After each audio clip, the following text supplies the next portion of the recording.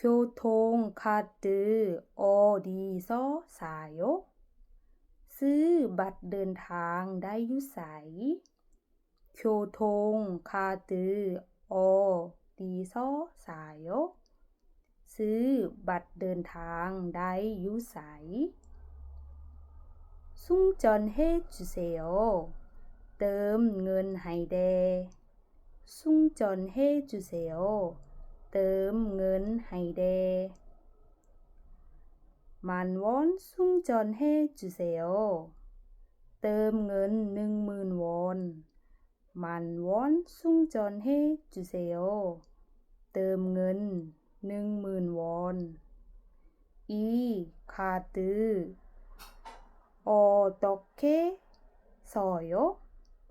บัตรนี้ใช้แนวใด 이 카드 어떻게 써요? บัตรนี้ใช้แนวใด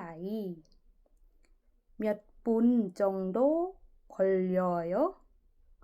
ใช้เวลาประมาณจักนาที 몇 분 정도 걸려요? ใช้เวลาประมาณจักนาที